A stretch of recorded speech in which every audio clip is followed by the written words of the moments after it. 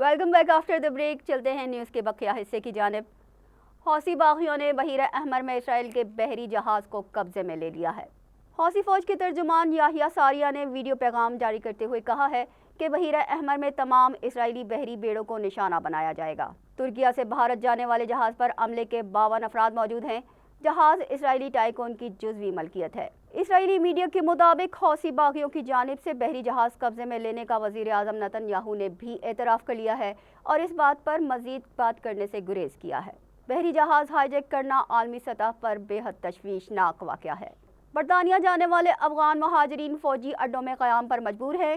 बरतानवी हुकूमत अफ़गान महाजरीन की रिहाइश के इंतज़ाम में ताहाल नाकाम रही है।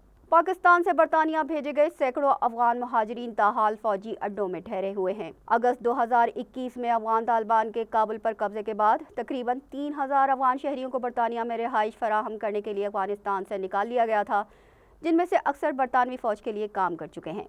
ये अफ़गान महाजरीन गुज़िश्ता एक बरस से पाकिस्तान में थे।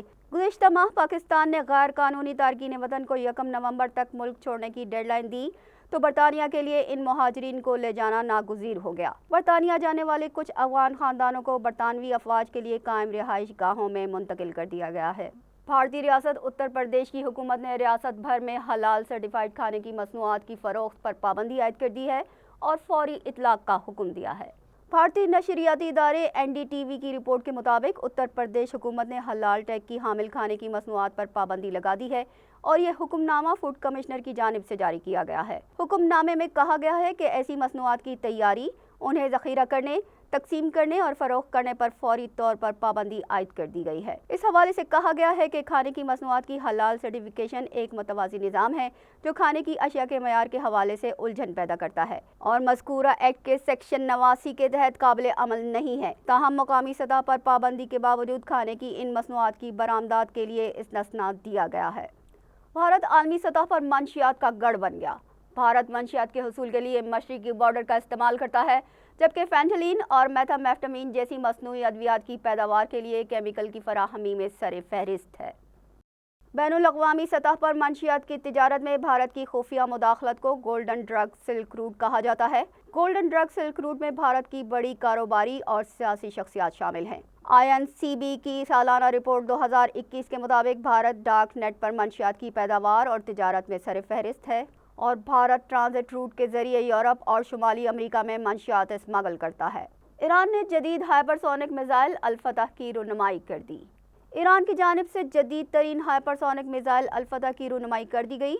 मिसाइल की रुनमाई ईरानी सुप्रीम लीडर आयतुल्लाह खामेनेई की ईरान में जारी असलहे की नुमाइश के दौरान की गई। बैनुल-अक़वामी खबर रसा इदारे की रिपोर्ट के मुताबिक पासदारान इनकलाब की एयरोस्पेस डिवीज़न के ज़ेरे इंतज़ाम ईरानी यूनिवर्सिटी में जारी असलहे की नुमाइश में अल-फतह हाइपरसोनिक मिसाइल की रुनमाई के अलावा दीगर हथियारों के साथ ईरानी साख्ता ड्रोन गज़ा भी रखा गया था। ईरानी मीडिया के इस हवाले से कहना था कि अल-फतह मिसाइल ईरान की हाइपरसोनिक मिसाइल टेक्नोलॉजी में जदीद और अहम तब्दीलियों के बाद पेश किया गया है। अर्जेंटीना के सदारती इलेक्शन में जावियर मिलाई ने कामयाबी हासिल कर ली।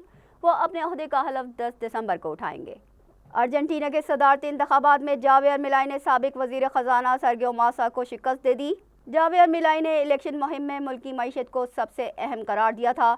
उन्होंने इस्टेब्लिशमेंट के ख़िलाफ़ अपने सख्त मौक़िफ़ का इरादा भी किया था। अपनी तकारीर में महंगाई ख़त्म करने और रोज़गार के नए मौक़े पैदा करने के वादे किए। सदारती इलेक्शन में कामयाबी के बाद उन्हें महंगाई की 150% शरह से निमटने और ख़त ग़ुरबत में फंसे 60% आबादी को मुआशी आसूदगी देने जैसे चैलेंजेस का सामना है। सर्गियो मासा ने शिकस्त तस्लीम करते हुए मिलाई को मुबारकबाद दी। जापान की साउथ चाइना सी के नज़दीक जंगी बहरी मश्क। जापानी सबमरीन और बहरी जंगी जहाज़ों ने चीन के मुमकिन हमलों से निमटने की मश्क में हिस्सा लिया। जापानी जजीरे पर जारी बहरी मश्क में जापान की बरी और बहरी दस्ते हिस्सा ले रहे हैं। मश्क का मकसद चीन के मुमकिन हमले से निमटने की तैयारी करना है। मश्क में जापान के सबमरीन फोर्स और लड़ाका जंगी तैयारों के साथ टैंक्स भी हिस्सा ले रहे हैं। साउथ चाइना सी के मामले पर चीन, जापान और फिलिपाइन का तनाज़ा है। टोक्यो के मुताबिक अपनी समंदरी हदूद की हिफाजत के लिए हर तरह के इक़दाम करेंगे। नॉर्वे दुनिया का वो वाहिद मुल्क है जहां सूरज देर तक तुलू रहता है, जबकि दुनिया का एक मकाम ऐसा भी है जहां नवंबर में गुरूब होने वाला सूरज अब जनवरी में तुलू होगा। امریکی ریاست الاسکا کے ایک قصبے میں سورج انتہائی مختصر مدت کے لیے طلوع ہوتا ہے۔ 18 نومبر کو سورج دوپہر 12:35 پر طلوع ہوا اور 1:48 پر غروب ہو گیا۔ آرکٹک سرکل میں واقع اس قصبے کو ہر سال قطبی رات کے تجربے سے گزرنا پڑتا ہے۔ 4000 کی آبادی کے اس قصبے میں سورج اب جنوری میں طلوع ہوگا۔ ماہرین کے مطابق جب زمین اپنے محور پر کچھ جھک جاتی ہے تو آرکٹک سرکل میں موسم سرما کے دوران سورج کئی ہفتوں تک غروب رہتا ہے، جبکہ گرمیوں میں اس خطے میں سورج کی روشنی 24 گھنٹے برقرار رہتی ہے۔ بھارت سارے میچ جیت کر فائنل ہار گیا۔ مودی کا اپنے نام کے گراؤنڈ میں ورلڈ کپ جیتنے کا خواب چکنا چور ہو گیا۔